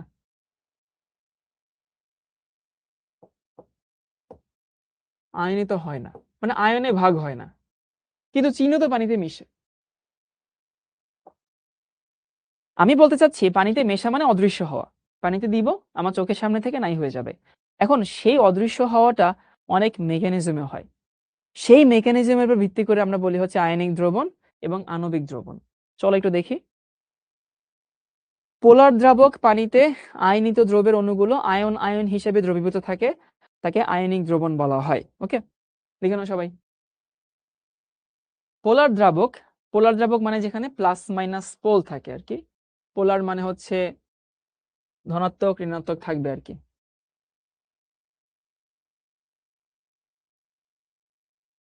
সো পোলার দ্রাবক পানিতে আয়নিক দ্রবের, অনেকে আবার এটা দিয়ে প্যারা খাবে রে, এই অংশটুকু বাদ দাও, পানি থেকে শুরু করো। পানিতে আয়নিক দ্রবের অণুগুলো আয়ন আয়ন হিসাবে দ্রবীভূত থাকে, তাকে বলা হয় হচ্ছে আয়নিক দ্রবণ। সোজা কথা, পানির মধ্যে তুমি যদি আয়নিক যৌগ দাও, sodium chloride, potassium nitrate, ammonium chloride, ammonium nitrate, potassium sulphate, sodium sulphate, এরা সবাই পানিতে আয়নিত অবস্থায় থাকে, এটাকে আমরা বলি হচ্ছে আয়নিক দ্রবণ। এবং এইখানে দ্রবীভূত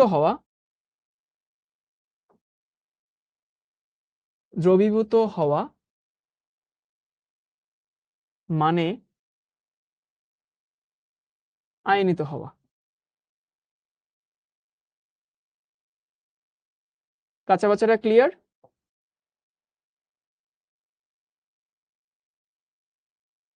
তুমি যখন আয়নিক যৌগকে পানির সঙ্গে মেশাবা, তখন দ্রবীভূত হওয়া যা মিন করে, আয়নিত হওয়া একই জিনিস মিন করে।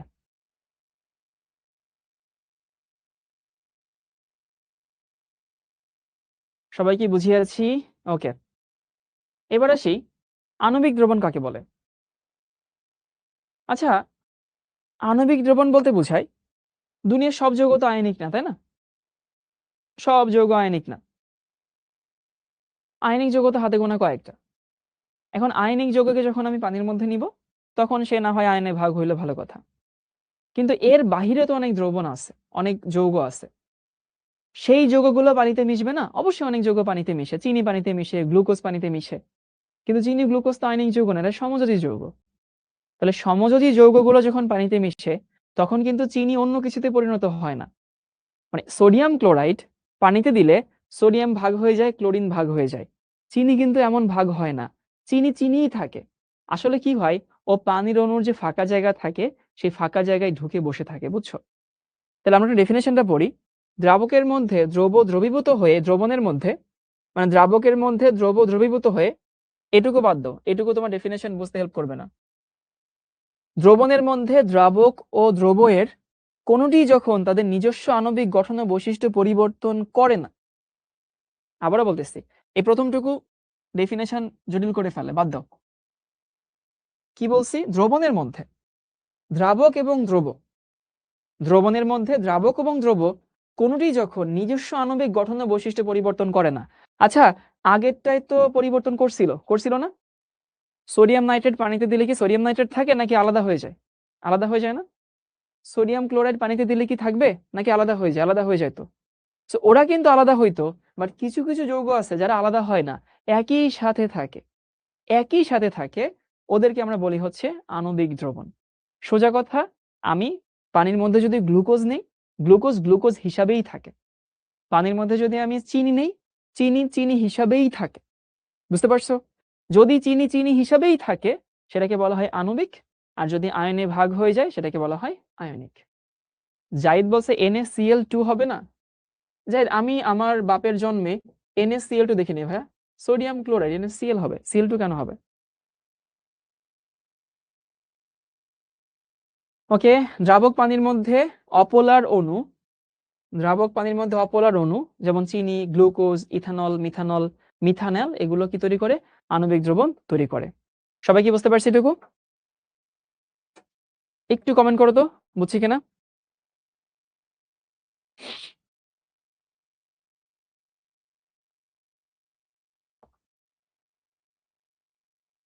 রাইসা বলছে হ্যাঁ ভাইয়া, ডান, জি ভাইয়া, জি ভাইয়া, জি ভাইয়া। ওকে, এবার আমরা একটা নতুন টপিক শিখবো। তাহলে এই টপিকে যাওয়ার আগে, এর আগে তোমাদেরকে যা পড়াইছিলাম আমি সংক্ষেপে একটু রিভিউ করে দিই, সবাই মিলাই নাও। তোমাদেরকে প্রথমে শিখাইছিলাম দ্রবণ কাকে বলে। দ্রবণ কাকে বলে? দ্রবণ হচ্ছে একটা সমসত্ব মিশ্রণ, যেখানে ওদের সবার যদি রেশিও সমান থাকবে এবং এদের সংযুক্তি একটা সীমার মধ্যে পরিবর্তনযোগ্য, পরিবর্তন করা যায়, তাকে আমরা দ্রবণ বলি। দ্রবণ, দ্রব, দ্রাবক অনেক টাইপের হইতে পারে, গ্যাস গ্যাস, সলিড লিকুইড, অনেক কিছু হতে পারে। তারপরে বলছিলাম যে দ্রবণকে আমরা, তুমি হচ্ছে কি বলে, যার রেশিও বেশি থাকে সেটা হচ্ছে দ্রাবক, যার রেশিও কম থাকে সে হচ্ছে দ্রব। এরপরে বলছিলাম দ্রবণকে তিন ভাগে ভাগ করা, জলীয় দ্রবণকে সম্পৃক্ত, অসম্পৃক্ত এবং অতিপৃক্ত। দ্রাবক যে পরিমাণ ধারণ করতে পারে বা দ্রবণ যে পরিমাণ ধারণ করতে পারে, যদি সেই পরিমাণ থাকে সেটাকে বলা হয় সম্পৃক্ত, যদি তার থেকে কম থাকে অসম্পৃক্ত, আর যদি তার থেকে বেশি থাকে তাহলে অতিপৃক্ত বলা হয়। দ্রবণকে আরো একটা ভাগে ভাগ করা হয়, আয়নিক এবং আণবিক। তুমি যদি দ্রাবকের মধ্যে আয়নিক যৌগ নাও, আয়নিক যৌগগুলো যৌগ থাকে না, ভাগ হয়ে যায়, ভেঙে যায়, সেটাকে বলা হয় আয়নিক দ্রবণ। আর যদি ভেঙে না যায় তখন সেটাকে বলা হয় আণবিক দ্রবণ।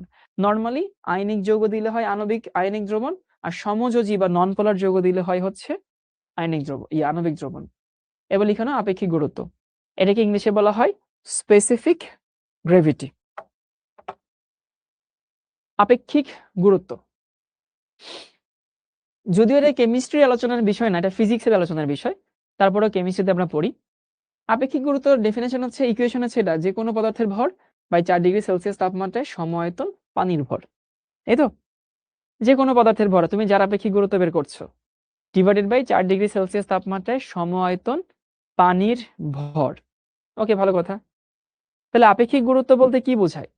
সেই বস্তু পানি থেকে ভারী নাকি পানি থেকে হালকা, এটা বোঝায় না? ফিল করতে পারি? আপেক্ষিক গুরুত্ব বলতে বোঝায় সেই বস্তু পানি থেকে ভারী নাকি সেই বস্তু পানি থেকে হালকা, এটাই তো বোঝায়, তাই না? ক্লিয়ার সবাই এটুকু? এবার তোমাদেরকে একটা জিনিস এখান থেকে একটু নিয়ে আসবো আমি।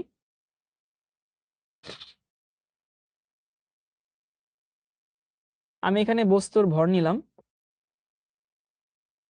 বস্তুর ভর, আর 4 ডিগ্রি সেলসিয়াস তাপমাত্রায় সম-আয়তন পানির ভর। এটা আমি না নিয়ে আমি নিব হচ্ছে পানির আয়তন নিলাম।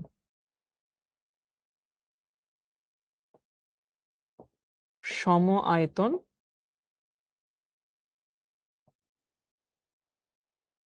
পানির আয়তন নিচ্ছি।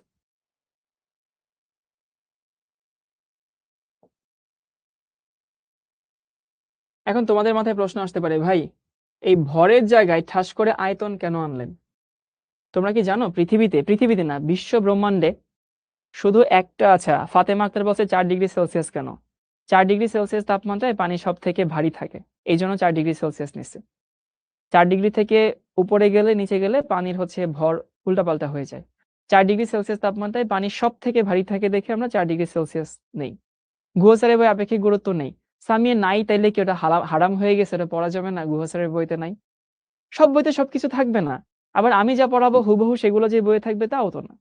এই জন্যই তো হচ্ছে আমরা এখন কলেজে পড়ি। তো যেটা বলতেছিলাম যে ভর থেকে আমি আয়তন নিচ্ছি, এটা করার কারণ কি? আমার একটা উদ্দেশ্য আছে, বাট আমি একটু জাস্টিফাই করি এটা আমার জন্য লিগ্যাল কিনা। লিগ্যাল হচ্ছে এই কারণে, দুনিয়াতে একটা মাত্র বস্তু আছে যার ভর এবং আয়তন সমান। যেমন ধরো আমার ওজন হচ্ছে 62 কেজি, এটা শাওন ভাইয়ের ওজন। আচ্ছা, আমার ওজন যদি 62 কেজি হয়, এর মানে কি আমার আয়তন কি 62 লিটার? কি মনে হয়? মানে আমার আয়তন কি 62 লিটার? জীবনেও তো না।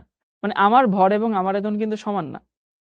বা 1 কেজি ধরো লোহার বাটখারা, 1 কেজি লোহার বাটখারা মানে কি 1 লিটার লোহার বাটখারা? অবশ্যই না। বা ধরো আমার এই ক্যালকুলেটরে তো একটা ভর আছে। সো মনে রাখবা, কোনো জিনিসেরই ভর এবং আয়তন সমান হয় না এক্সেপ্ট ওয়াটার। তাহলে সারা দুনিয়াতে শুধু একটা মাত্র পদার্থ আছে যার ভর এবং আয়তনে মানটা সমান হয়। সেই পদার্থ কি বলতো? মানে এই যে 1 কেজি মানে হচ্ছে 1 লিটার, 1 কেজি সমান হচ্ছে 1 লিটার, বা 1 গ্রাম সমান হচ্ছে 1 মিলিলিটার। এটা শুধু একটা পদার্থের জন্য সত্যি, সারা দুনিয়াতে জাস্ট একটা পদার্থের জন্য সত্যি, সেটা হচ্ছে পানি। 1 কেজি পানি মানে 1 লিটার পানি, এবং সেই পানিকে 4 ডিগ্রি সেলসিয়াসের হইতে হয় আর কি। বা 1 লিটার পানি মানে 1 কেজি পানি। তাহলে এই যে ভর না নিয়ে আমি যদি আয়তন নিই, তাহলে খুব একটা মহাভারত অশুদ্ধ হয় না, ঠিক আছে মোটামুটি, তাই না? মোটামুটি ঠিক আছে বলা যায়। আচ্ছা, সমআয়তন পানির আয়তন মানে কি? ওই বস্তুর যে আয়তন তার সমান পানির আয়তন। তাহলে সমআয়তন পানির আয়তন মানেই তো বস্তুর আয়তন। দেখো, সমআয়তন পানির আয়তন মানেই হচ্ছে বস্তুর আয়তন। তাহলে আমি বলতে পারি এস সমান হতেছে বস্তুর ভর উপরে, আর ভাই সমআয়তন পানির আয়তন মানে কি? বস্তুর সমআয়তন পানির আয়তন। সো বস্তুর আয়তন এবং পানির আয়তন এই একই জিনিস তো। 1 কেজি তেল বলা যাবে না, 1 কেজি তেল হইতে পারে, বাট 1 কেজি তেল আর 1 লিটার তেল সমান না। এখানে বস্তুর আয়তন নিচ্ছি আমরা, বস্তুর ভর বাই বস্তুর আয়তন। আচ্ছা, বস্তুর ভর বস্তুর আয়তন রেশিও মানে কি? ঘনত্ব না? সো মনে রাখবা যে আপেক্ষিক গুরুত্ব মানে হচ্ছে ঘনত্ব। কোথাও যদি আপেক্ষিক গুরুত্ব দেওয়া থাকে তুমি চাইলে ঘনত্ব হিসাবে ধরে নিতে পারো সেটাকে। যাহাই আপেক্ষিক গুরুত্ব তাহাই হচ্ছে ঘনত্ব। এইটুকু যদি কেউ বুঝতে না পারো প্যারা নেই, এইটুকু মনে রাখলেই হবে। যারা বুঝতে পারছে মাশাআল্লাহ, যারা বোঝো নাই বাদ দাও, ছেড়ে দাও। এই হচ্ছে তোমার মনে রাখতে হবে।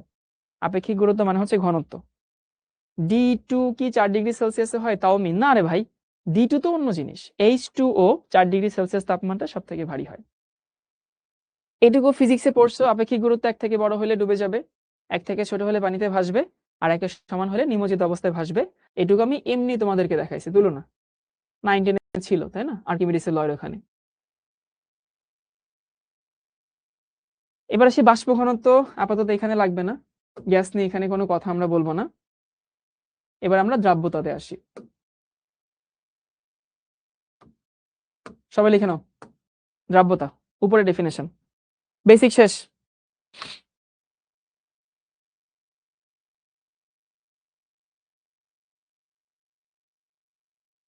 কোনো নির্দিষ্ট তাপমাত্রায়, এটাকে বাদ দাও, লিখবা আর কি, কিন্তু ডেফিনেশন বোঝার জন্য ওইটুকু মাথায় নেবা না। ওইটুকু আসলে আমাদের শর্ত দেয় আর কি। গ্রামে প্রকাশিত যে পরিমাণ দ্রব্য 100 গ্রাম দ্রাবকে দ্রবীভূত হয়ে সম্পৃক্ত দ্রবণ তৈরি করে তাকে ওই দ্রব্যের দ্রাব্যতা বলা হয়। আমি যদি আমার ভাষায় লিখে দিই তাহলে এরকম দাঁড়ায়, কোথায় যে লিখবো, একটা স্লাইড অ্যাড করে লিখে দিই, তুমি চাইলে এভাবে শিখতে পারো। যে পরিমাণ দ্রব্য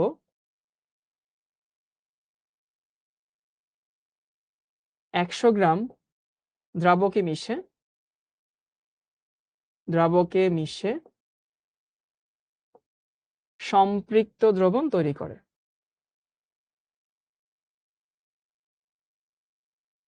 সম্পৃক্ত দ্রবণ তৈরি করে, ওই পরিমাণটাকে বলা হয় ওই দ্রব্যের দ্রাব্যতা। মোহিত বলছে 4 ডিগ্রি সেলসিয়াসকে আমরা ইগনোর করলাম না, ইগনোর করি নাই, ওটাকে আবার সাথে কাঁধে নিয়ে ঝুললামও না, ওটা আছে সবসময় থাকে আর কি। তোমরা কি এটা ফিল করতে পারো, মানে হোয়াট ইজ স্মার্টনেস? একটু বুঝো যে আমি আগের স্লাইডে যাব, একটা ডেফিনেশনকে 100% শুদ্ধ করতে অনেক শর্ত দিতে হয় বা অনেক শর্ত থাকে। স্থির তাপমাত্রা, স্থির চাপে, তারপর হচ্ছে পানি দ্রাবক, এরকম অনেক শর্ত কিন্তু থাকে। কিন্তু ওই শর্তগুলো না ডেফিনেশন বুঝতে মাঝে মধ্যে হেল্প করে না, বরং কঠিন করে ফেলে।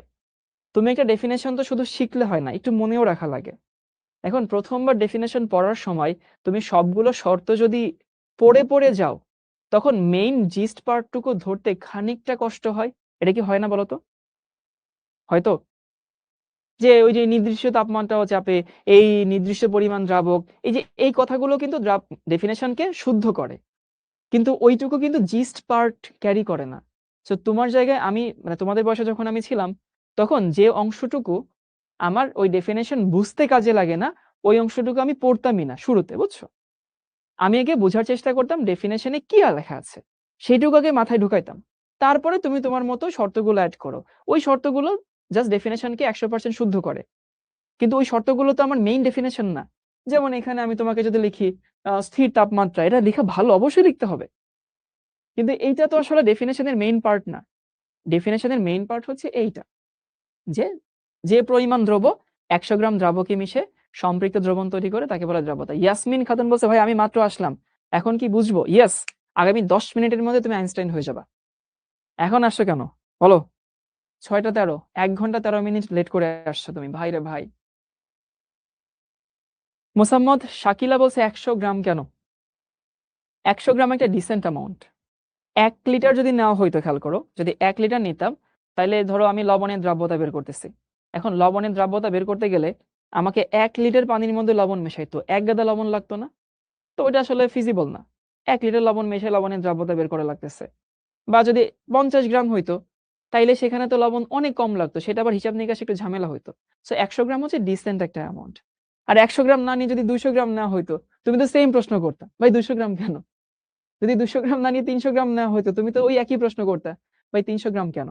So, আমি ডেফিনেশনটা একটু বুঝাই দিই আমার ভাষায়, এখানে ফেরত আসবো। যে পরিমাণ দ্রব্য 100 গ্রাম দ্রাবকে মিশে সম্পৃক্ত দ্রবণ তৈরি করে। তাহলে মনে রাখবা দ্রাব্যতা কার হয়? দ্রাব্যতা দ্রবের হয়। লিখো এটা সবাই। দ্রাব্যতা দ্রবের হয়। অনেকে দ্রাব্যতা পড়ে ছালাফালা করে ফেলে, কিন্তু ও এটা জানেই না যে দ্রাব্যতা কার হয়। দ্রাব্যতা দ্রবের ধর্ম, দ্রাবকেরও না, দ্রবণেরও না। হ্যাঁ, দ্রাবক দ্রব পরিবর্তন করলে হয়তো দ্রাব্যতা পরিবর্তন হয়, বাট দ্রাব্যতা প্রপার্টি হচ্ছে দ্রবের। তাহলে দ্রাব্যতা হচ্ছে যে পরিমাণ দ্রব, মানে দ্রবের যে পরিমাণ।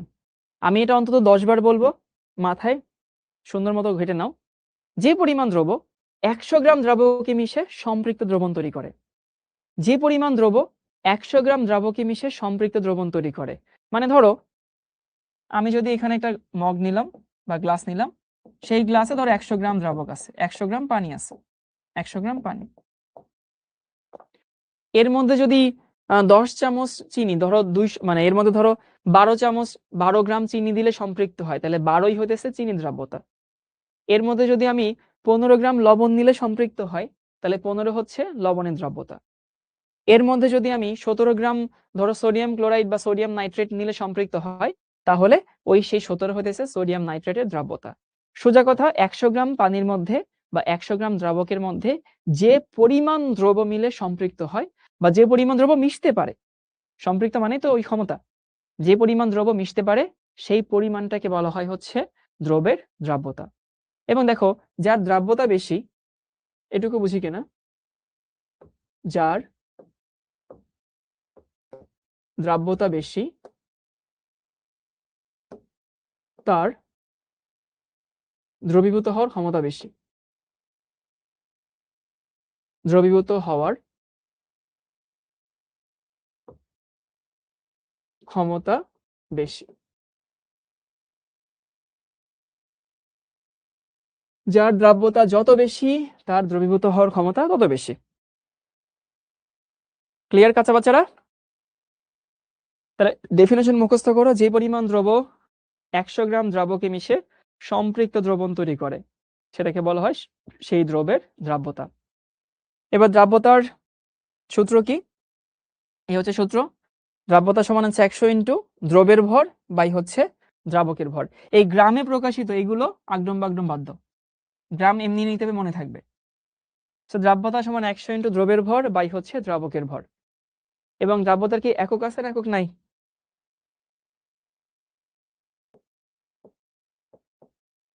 এটা কিন্তু এটা ইউনিটলেস রাশি। আচ্ছা, একজন একটা প্রশ্ন করছে, এই প্রশ্নটা আমি নিতে চাই। প্রশ্নটা কে করছে? হারাই গেছে। ইউনিটলেস, ভর ভর কাটাকাটি যাবে না?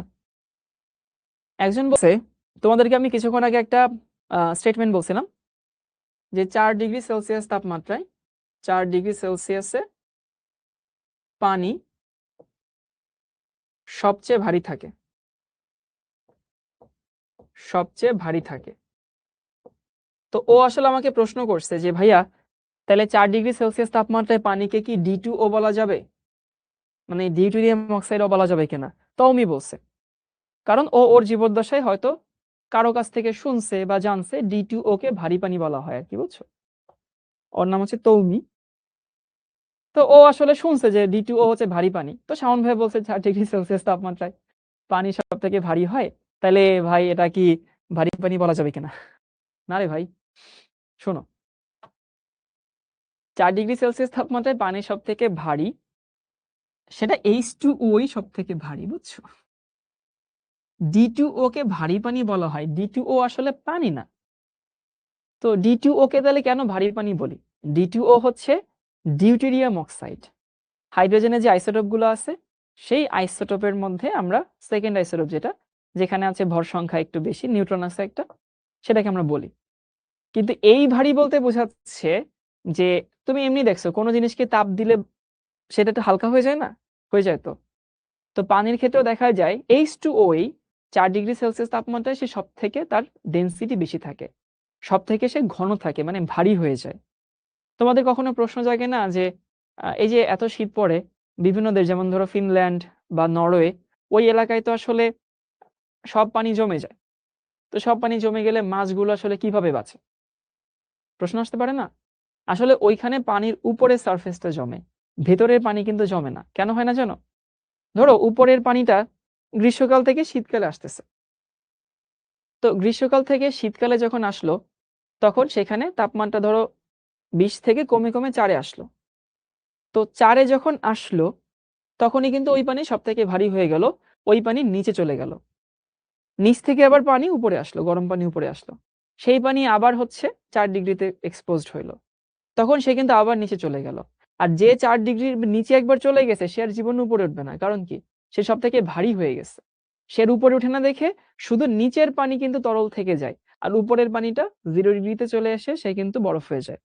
তো আমি আসলে ভারী বলতে বোঝাচ্ছি H2O ভারী, আর ভারী পানির সংকেত হচ্ছে D2O, ওটা অন্যরকম ভারী, বুঝছো? আর এটা এক রকমের ভারী।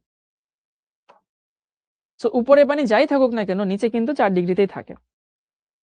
যে পরিমাণ দ্রব্য 100 গ্রাম দ্রাবকে মিশে সম্পৃক্ত দ্রবণ তৈরি করে তাকে বলা হয় দ্রাব্যতা। ওকে, তারপরে হচ্ছে একক পরিমাণ দ্রব্যকে সর্বোচ্চ যে পরিমাণ দ্রব্য দ্রবীভূত থাকে তাকে ওই দ্রব্যের ম্যাক্সিমাম বলা হয়। না, এই স্লাইডটা লাগবে না, এই স্লাইডটা তুমি বাদ দাও, এই স্লাইডটা তোমার জীবনকে কঠিন করে দিবে। এই যে দ্রাব্যতার নির্দিষ্ট কোনো কি নাই, কোনো একক নাই, এটা তো বুঝি। এবার এই প্রশ্নটা লিখে নাও।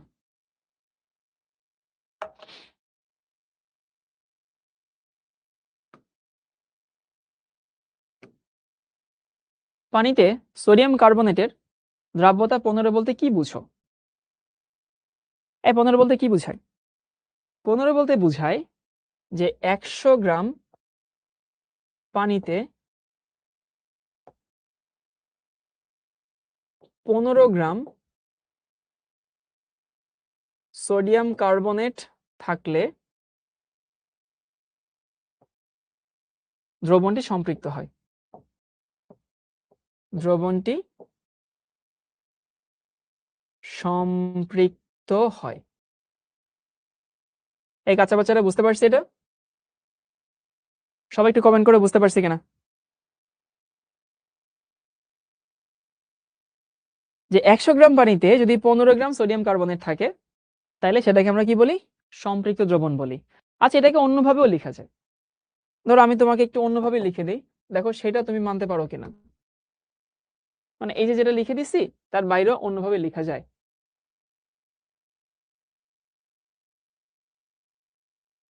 সেটা হচ্ছে এইটা, 100 গ্রাম পানিতে 15 গ্রাম সোডিয়াম কার্বনেট দ্রবীভূত হতে পারে। কারো কোনো আপত্তি আছে? এই কাঁচা বাচ্চারা বলো।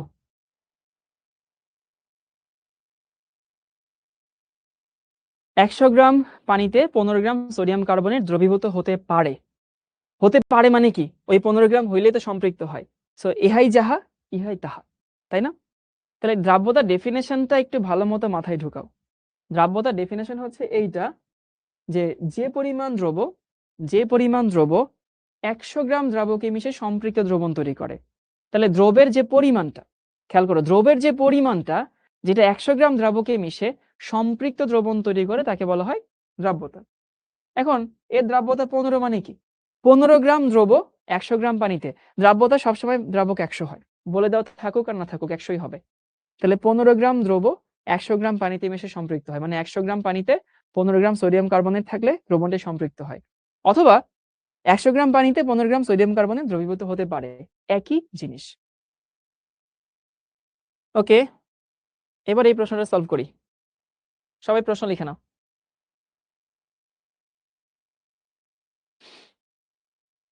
মালিহা বলছে এতদিন একটা ক্লাস করি নাই, এখন কি আগের গুলো করবো, নাকি হচ্ছে তুমি আসলে এতদিন ক্লাস করোনি, ইভেন তুমি আজকের ক্লাসেরও শুরু থেকে থাকোনি। শুরুতে এগুলো নিয়ে কথা বলছি মালিহা, সেটা হচ্ছে আগে যেটা রয়ে গেছে বাদ করতে পারো না সেটা ভাবে থাকুক, তুমি এখন থেকে রেগুলার ক্লাস করো। মনির বলছে এই ফর্মুলাতে মোল পার লিটার আর, ওকে হ্যাঁ মোল পার লিটারেও হয়, সেটা পরে দেখাবো, একটু ধৈর্য ধরো আর কি।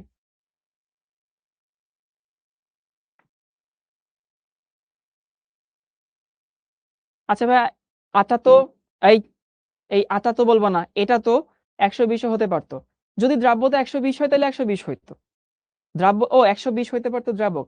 না আসলে এই যে সায়েন্টিস্টরা তো একটা পরিমাণ বলে দিচ্ছে, একটা পরিমাণ ঐতিহাসিকভাবে চলে আসছে, আমরা সেটাই ফলো করব।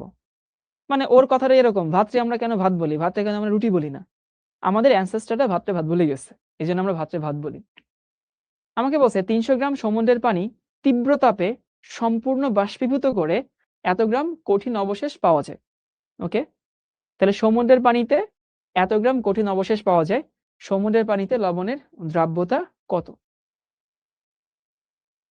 এই ম্যাথ আমি তো করি, তুমি ঐকিক নিয়মে করতে পারো। ঐকিক নিয়মে করতে পারো না? তো আগে আমরা একটু দেখি 300 গ্রাম সমুদ্রের পানি, তাহলে ভাই এই 300 গ্রাম কি দ্রাবক নাকি দ্রবণ ভাই? এই বলো তো, দ্রবণ 300 গ্রাম না? অনেকে এবার আবেগ আপ্লুত হয়ে 300 দ্রাবক ধরবে, খবরদার খবরদার, এই 300 কিন্তু দ্রাবক না, এই কি বলে দ্রাবক না, 300 হচ্ছে দ্রবণ। আর দ্রব কত? দ্রব হচ্ছে 34 গ্রাম, তাই না? কিন্তু আমাদের হিসাবে কি লাগবে, আমাদের হিসাবে দ্রাবক লাগবে না? তাহলে বিয়োগ করলে তো দ্রাবক হয়ে যায়। তাহলে দ্রাবক কত থাকে?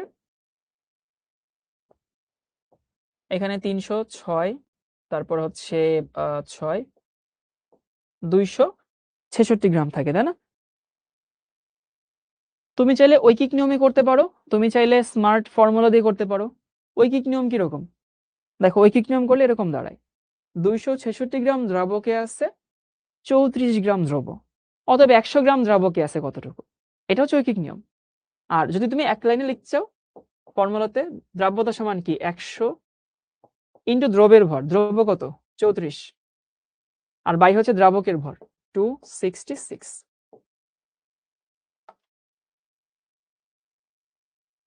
100 ইন্টু 34 ভাগ হচ্ছে 266, 12.78, এ হচ্ছে আমাদের আনসার। ফাতেমা বলছে দ্রাবক নয় কেন? আচ্ছা, সমুদ্রের পানিতে তো চিনি মেশানো আছে, তো চিনি যদি মেশানোই থাকে বা দ্রব্য যদি মেশানোই থাকে, সেটাকে তো আমরা আসলে দ্রাবক বলতে পারি না। বুঝতে পারছি মোসাম্মদ সুমাইয়া? আবারও বলি, ফাতেমা আক্তার বলছে দ্রাবক নয় কেন? দ্রাবক মানে যেটা মিশাই নেই আর কি, মেশানোর পরে যেটা হয় সেটা তো দ্রবণ।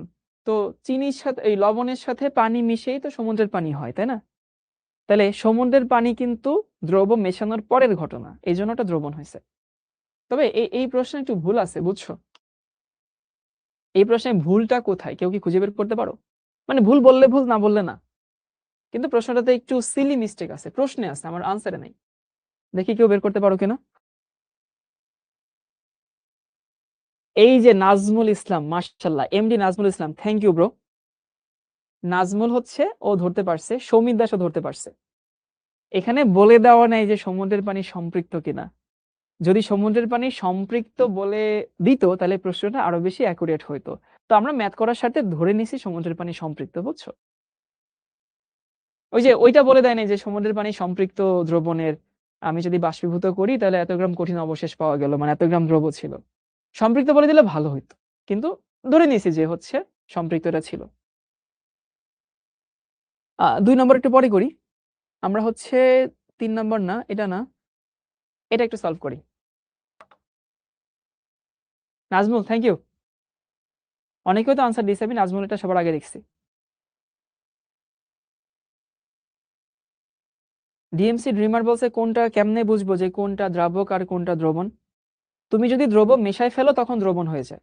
দেখো, দ্রব যদি মেশাই ফেলো তাইলে হবে দ্রবণ, আর দ্রব মেশানোর আগে বলা হয় হচ্ছে দ্রাবক।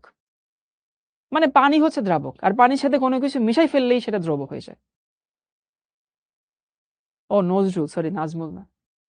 আমাকে বলছে 10% W/W, মানে ভরের মধ্যে ভর, সম্পৃক্ত দ্রবণের দ্রাব্যতা কত? আচ্ছা, 10% W/W, এই কথাটুকুর অর্থ কি জানো? এই কথাটুকুর অর্থ হচ্ছে 100 গ্রাম দ্রবণে 10 গ্রাম দ্রব আছে। মানে এই কথাটাকে যদি আমি ভেঙে লিখি, এটা মিন করি সিম্বলটাকে, 100 গ্রাম দ্রবণে 10 গ্রাম দ্রব আছে, তাই তো? তাহলে দ্রাবক কত হবে বলো তো ভাইয়া? 90 গ্রাম না? তাহলে তুমি আগের মতো easy peasy lemon squeezy formula, দ্রাব্যতা সমান কি 100 ইন্টু দ্রবের ভর, দ্রব্য কত 10 বাই হচ্ছে দ্রাবকের ভর, দ্রাবক কত 90। আলটিমেটলি কি পাবা, এখানে কি থাকে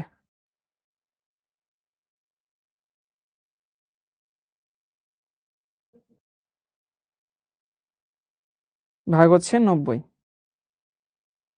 11.11। ওকে, এই হচ্ছে আমাদের আনসার। মাশাআল্লাহ, অনেকে পারছো। 11.11। আমরা এবার এই প্রশ্নে আসি। 2 নম্বর প্রশ্ন লিখে নাও ঝটপট।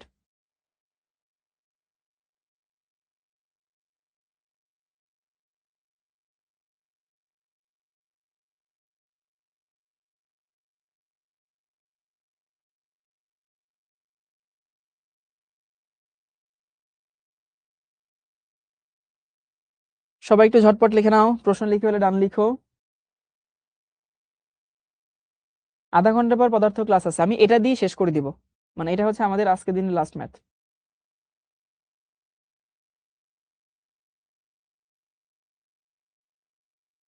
–50 ডিগ্রি সেলসিয়াস তাপমাত্রায় পানিতে কোনো লবণের দ্রাব্যতা হচ্ছে 25। এই লবণের সম্পৃক্ত দ্রবণের সাথে 50 গ্রাম পানি মিশিয়ে দ্রবণকে লঘু করা হলো। স্বাভাবিক, সম্পৃক্ত দ্রবণে পানি মেশালে দ্রবণটা লঘু হয়ে যায়, পাতলা হয়ে যায়। তো দ্রবণে লবণের শতকরা পরিমাণ কত এই 50 গ্রাম পানি মেশানোর পরে? আচ্ছা, এখানে দ্রাব্যতা দেওয়া আছে 25, এস সমান হচ্ছে 25। এটার অর্থ দেখো তো, আমি একটু লিখবো, তোমরা বুঝো কিনা। দ্রাব্যতা 25 মানে হচ্ছে 100 গ্রাম পানিতে 25 গ্রাম দ্রব্য আছে। সবাইকে স্টেটমেন্টটা বুঝো, এটা যে কথা এটা একই কথা। এটা হচ্ছে আমি ছোট করে লিখে দিছি সিম্বলিক ফর্মে, আর এটা হচ্ছে আমি বিস্তারিত সেন্টেন্স আকারে লিখে দিছি, বাট জিনিস তো সেম। বুঝি এটা, যে 100 গ্রাম পানিতে সম্পৃক্ত দ্রবণে 25 গ্রাম দ্রব্য আছে। ওকে, ভালো কথা। কিন্তু আমাকে না দ্রবণের মধ্যে শতকরা পরিমাণ বের করতে বলছে। প্রশ্ন খেয়াল করো, আমাকে চাইছে দ্রবণের মধ্যে শতকরা পরিমাণ। তাহলে এই কথা যে কথা, দেখো তো এটা একই কথা কিনা। 125 গ্রাম পানিতে, না 125 গ্রাম দ্রবণে 25 গ্রাম দ্রব্য আছে। দেখো তো, ফিল করতে পারো ভাই? এখানে 125 কই পাইছেন? দ্রাবক হচ্ছে 100, দ্রব্য হচ্ছে 25, যোগ করলে কত 125 হয় না? তাহলে 100 গ্রাম যদি দ্রাবক হয় তাহলে 125 কি হবে, দ্রবণ হবে। আমি আশা করি এটাও সবার কাছে ক্লিয়ার হয়ে গেছে। তুমি এরপরে কি করছো, 50 গ্রাম পানি যোগ করছো। 50 গ্রাম পানি যোগ করলে কি হয়, 50 গ্রাম পানি যোগ করলে এই যে 125-এর জায়গায় কত হবে, 175 গ্রাম দ্রবণে 25 গ্রাম দ্রব্য আছে না?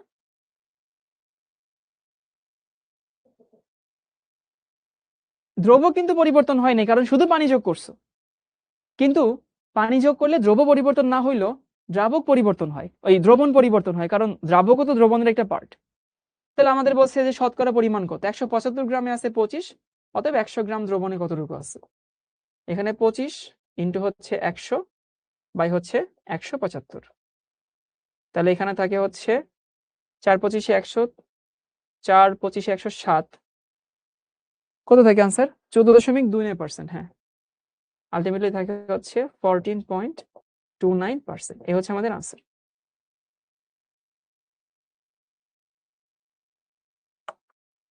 গুড। তাহলে এই প্রশ্নটা আসলে আমাকে বলছে যে কোন একটা লবণের দ্রাব্যতা হচ্ছে 25, দ্রাব্যতা 25 মানে দ্রাবক তো 100, দ্রাবক অলওয়েজ 100। তাহলে 100 গ্রাম দ্রাবকে 25 গ্রাম দ্রব্য আছে। তাহলে সেখান থেকে আমি দ্রবণ নিছি। কেন দ্রবণ নিছি, কারণ আলটিমেটলি আমাকে দ্রবণের মধ্যে শতকরা পরিমাণ বের করতে বলছে। তো যেহেতু দ্রবণের মধ্যে শতকরা পরিমাণ বের করতে বলছে, এই জন্য আমি হিসাবটা দ্রবণে নিছি।